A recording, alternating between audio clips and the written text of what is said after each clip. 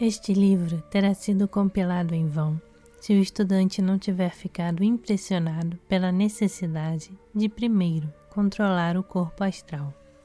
Em segundo lugar, de treiná-lo gradualmente para ser o veículo da consciência, completamente submetido à do homem real, o ego.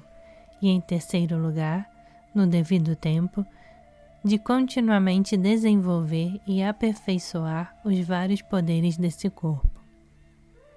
A pessoa mundana média pouco sabe e pouco se importa com o que se refere a tais assuntos, mas para o estudante de ocultismo é claramente de importância fundamental que ele atinja o domínio integral de todos os seus veículos, físico, o astral e o mental. E embora, para propósitos de análise e estudo, seja necessário separar esses três corpos e estudá-los individualmente, na vida prática, ainda assim, veremos que em grande parte o treinamento de todos eles pode ser levado a efeito, simultaneamente, de modo que qualquer poder desenvolvido num deles ajude, de certa forma, o treinamento dos outros dois. Já vimos o quanto é desejável a purificação do corpo físico, por meio de alimento, da bebida, da higiene, etc., a fim de se tornar ligeiramente menos difícil o controle do corpo astral. O mesmo princípio se aplica ainda com maior força ao corpo mental, porque é, em última análise, apenas pelo uso da mente e da vontade que os desejos, emoções e paixões do corpo astral podem ser levados à perfeita submissão. Para muitos temperamentos, pelo menos, um cuidadoso estudo da psicologia da emoção é de auxílio muito grande, pois é claramente muito mais fácil trazer sob controle uma força cuja gênese e natureza são integralmente compreendidas. Com esse propósito, o presente escritor recomenda, muito veementemente, um estudo completo dos princípios que se expõem naquele tratado magistral que é A Ciência das Emoções, de Bhagavan Das. Uma súmula admirável desse trabalho foi escrita por K. Browning M.A., sob o título An Epitome of the Science of the Emotions. A tese principal pode ser resumida como se segue: Gênese das emoções. Relação para com o objeto. Amor por superior. Emoção elemento primária. Reverência. Graus da emoção. Culto, adoração, reverência, estima, respeito, admiração. Amor por igual. Emoção elemento primária, afeição. Graus da emoção, afeição, companheirismo, amistosidade, polidez. Amor por inferior. Emoção elemento primária, benevolência.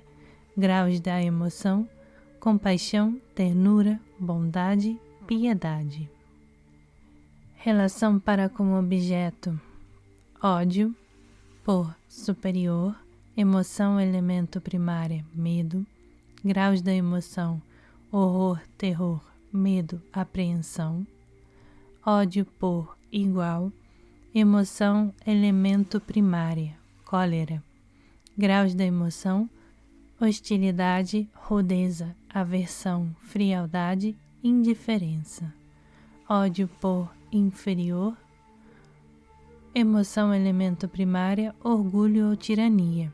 Graus da emoção, ironia, desdém, desprezo, arrogância. Toda existência manifestada pode ser analisada no eu, no não eu e no relacionamento entre os dois. Esse relacionamento pode ser dividido em 1. Cognição. Jnanam. 2. Desejo. Ichha. E 3. Ação. Kriya. Saber desejar e esforçar-se ou ouvir compreendem todos os três, o todo da vida consciente. De duas qualidades são os sentimentos e as emoções, agradáveis ou dolorosos. O prazer, fundamentalmente uma sensação de plenitude, produz atração, amor, raga. A dor, fundamentalmente um senso de diminuição, produz repulsa, ódio, divéstia. Da atração procedem as emoções de amor, da repulsa procedem todas as emoções do ódio. Todas as emoções surgem do amor ou do ódio, ou de ambos, em vários níveis de intensidade. A premissa natureza de uma emoção particular é também determinada pelo relacionamento entre quem sente a emoção e o objeto que é o motivo da emoção. O que sente a emoção pode ser, no que concerne às circunstâncias vinculadas com a emoção particular, maior que, igual a ou menor que o objeto. Seguindo essa análise, chegamos aos 6 possíveis tipos de elementos dados na coluna 3 da tabela que se segue. A coluna 4 dá subdivisões dos elementos primários em vários graus de intensidade, os mais fortes estando à frente e os mais fracos ao pé de cada grupo. Todas as emoções humanas consistem de um desses 6 elementos emoções, ou mais frequentemente, de 2 ou mais deles combinados. O estudante deve agora ser remetido ao tratado acima mencionado para uma elaboração pormenorizada dos princípios fundamentais da gênese das emoções. Seu trabalho terá ampla recompensa. Outra linha valiosa de estudo para o estudante que pretende o autoconhecimento, a fim de chegar ao autodomínio, é o da consciência coletiva, ou da multidão. O melhor livro, entre os melhores que o presente autor conhece, sobre esse interessante assunto, é The Crowd in Peace and War, A Multidão na Paz e na Guerra, de Sir Martin Conway. Com maravilhosa lucidez e riqueza ilustrativa, Sir Martin demonstra os seguintes fatos fundamentais. Primeiro, em sua grande maioria, os homens são educados em meio de, e suas vidas pertencem a certas multidões psicológicas, isto é, a grupos de pessoas que pensam e, sobretudo, sentem de maneira similar. Tais multidões estão no lar, nos amigos e associados, nas escolas e universidades, nas profissões, nas seitas religiosas, nos partidos políticos, na escola de pensamento, nas nações, nas raças e assim por diante. Até os que leem os mesmos jornais formam uma multidão psicológica. Segundo, essas multidões são formadas, nutridas e dominadas principalmente pelos sentimentos e emoções, não pelo pensamento. A multidão tem todas as emoções, mas não tem intelecto. Pode sentir, mas não pode pensar. Raramente, ou nunca, as opiniões da multidão alcançam a razão. São apenas paixões contagiosas que percorrem todo o corpo como corrente elétrica, originando-se tal corrente frequentemente em um único cérebro. Uma vez envolvido pela multidão, o indivíduo rapidamente perde seu poder de pensar e sentir individualmente e torna-se um com a multidão, participando de sua vida, de suas opiniões, de suas atitudes, de seus preconceitos e coisas assim. Terceiro, poucos são os que já tiveram a coragem ou a força de romper as ligações com as várias multidões a que pertencem. A vasta maioria permanece durante toda a sua vida sob domínio dos grupos que a absorveram. Nosso autor começa então a enumerar e descrever as várias virtudes da multidão e a mostrar que elas diferem das virtudes do indivíduo, sendo no todo de nível bem inferior e mais primitivo. Cada multidão, sendo incapaz de conduzir a si própria, precisa e encontra um líder. De tais líderes, há 3 tipos. A. O dominador da multidão. É o que domina e lidera a multidão.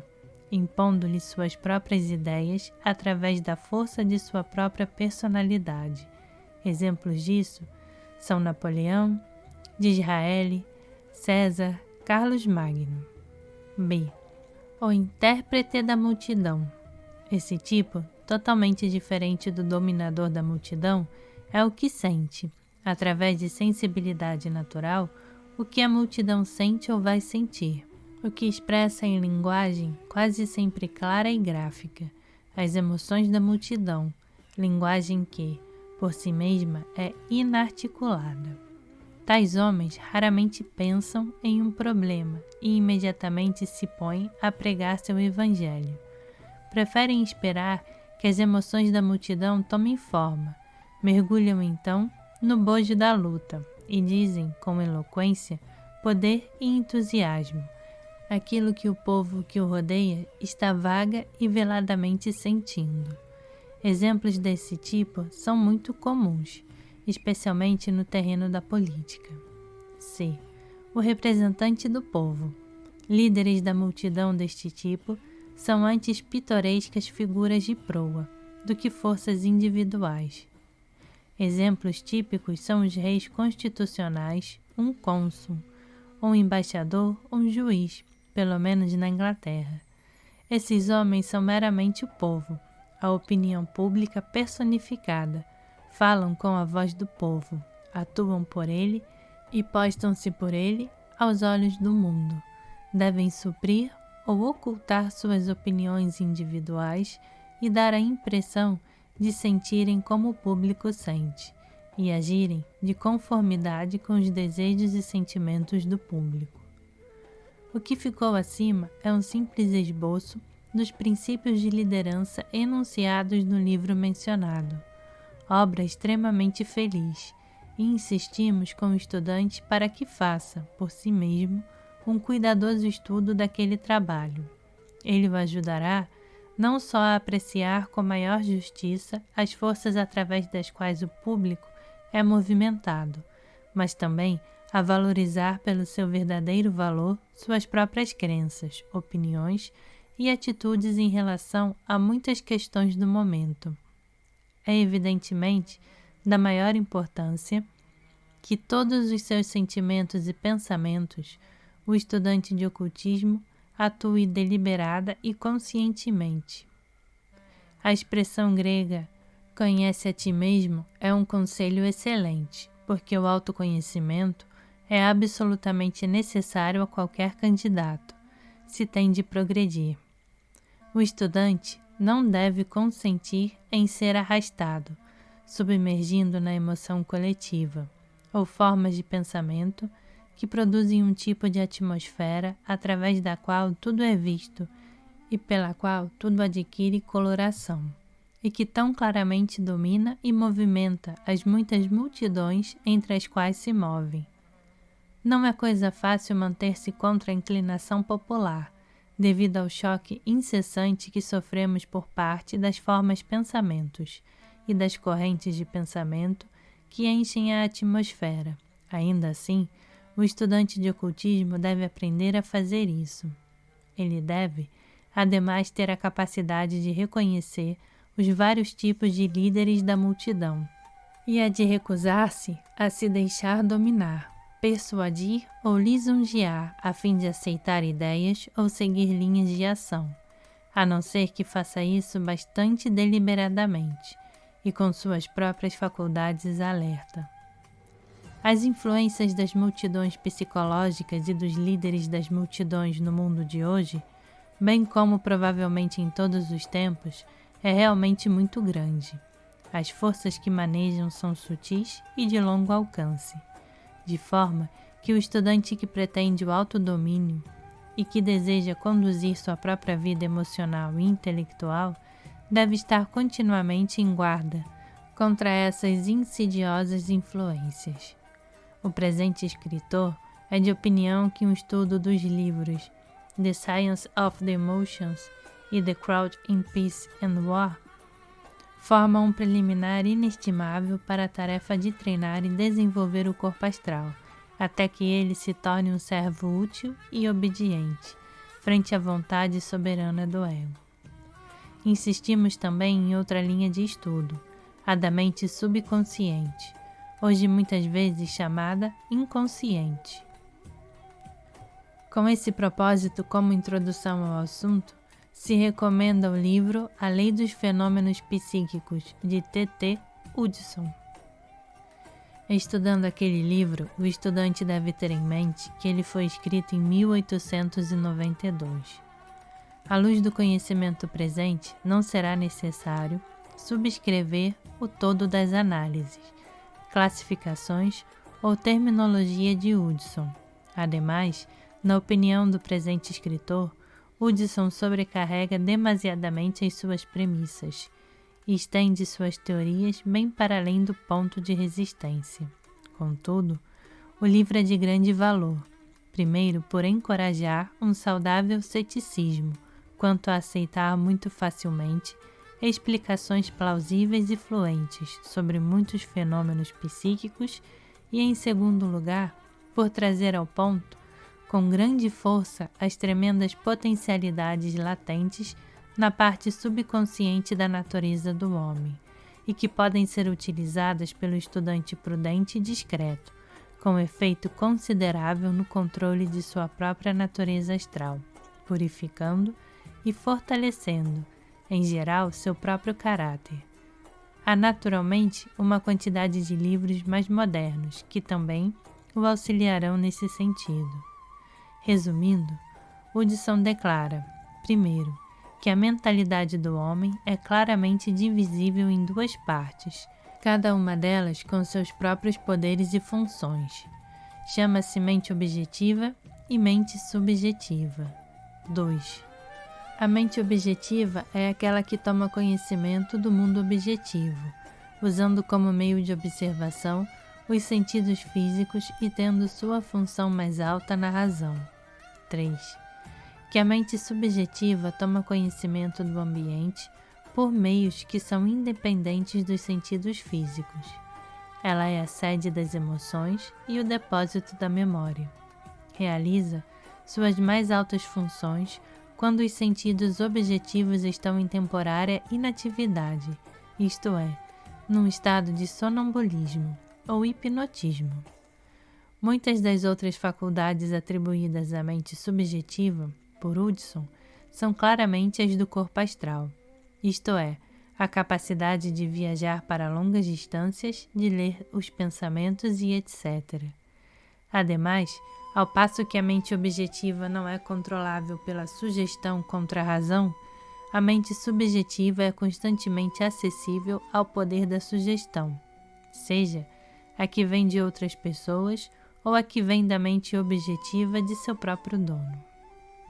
Com o auxílio do moderno conhecimento relativo aos nossos corpos mental e astral e à natureza e uso das formas pensamentos e emoções, o estudante encontrará aqui muitas confirmações independentes e interessantes daquilo que aprendeu das autoridades teosóficas e, como já foi dito, estará melhor capacitado para compreender os virtualmente ilimitados poderes latentes em sua própria estrutura psicológica, que ele pode usar ao longo das linhas estabelecidas pelos ocultistas de renome, tais como as da meditação, por exemplo.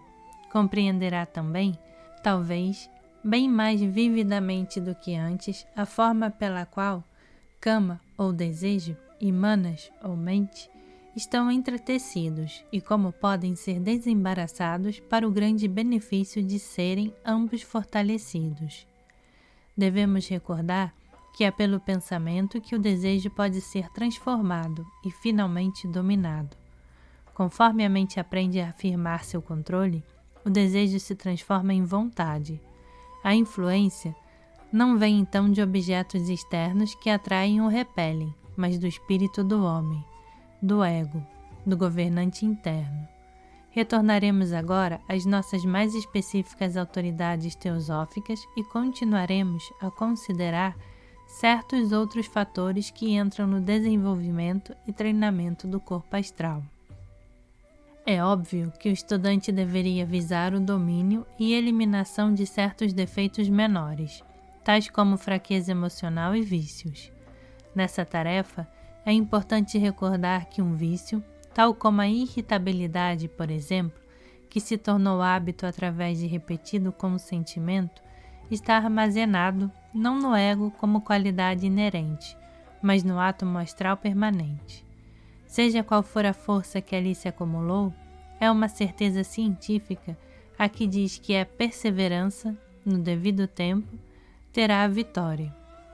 Do lado do ego, há a força de sua própria vontade e, através dela, a força infinita do próprio Logos, porque o progresso através da evolução é a sua vontade. A compreensão da ideia de unidade assim exposta dá ao homem motivo adequado para a tarefa. Indubitavelmente, dura e às vezes desagradável da construção do caráter. Por muito grande que seja a luta, estando as forças do infinito de seu lado, ele tenderá definitivamente a dominar as forças finitas do mal que armazenou em suas vidas passadas. Um homem que procura matar o desejo, a fim de equilibrar perfeitamente seu karma e dessa forma obter a própria liberação, pode atingir esse objetivo. Não pode, contudo, escapar à lei da evolução e mais cedo ou mais tarde será arrastado de novo para a frente, para a corrente, pela sua pressão irresistível e forçado assim a renascer. Matar o desejo não é o caminho do verdadeiro ocultista. Amores pessoais não devem ser mortos, mas devem ser expandidos até que se tornem universais. Amores devem ser erguidos de nível, não rebaixados. A falta de compreensão neste ponto e as tremendas dificuldades da tarefa, quando compreendidas, levam, em alguns casos, à sufocação do amor, e não ao seu crescimento. Será o transbordamento do amor, não o desamor, o que salvará o mundo. Um Mahatma é um oceano de compaixão, não um iceberg. Tentar matar o amor é o método usado no caminho da esquerda. Também foi dito que devemos exterminar a forma lunar, isto é, o corpo astral. Isso não significa que todos os sentimentos e emoções devam ser destruídos, e sim que o corpo astral deve estar inteiramente sob controle, e devemos estar capacitados para matar a forma lunar quando quisermos. À proporção que o homem se desenvolve, coloca sua vontade em unidade com a força do Logos, e o Logos deseja evolução. É inútil dizer que tal unificação elimina, ipso facto, desejos tais como ambição, anseio de progresso e outras coisas assim. A voz do silêncio nos alerta para o fato de haver, sob cada flor do mundo astral, por muito bela que seja, a serpente enrolada do desejo. No caso da afeição, por exemplo, tudo que tem a natureza de apego deve ser inteiramente transcendido. Mas a afeição pura, elevada, destituída de egoísmo, jamais pode ser transcendida, já que é uma característica do próprio Logos e qualificação necessária para o progresso ao longo do caminho, que leva aos mestres e à iniciação.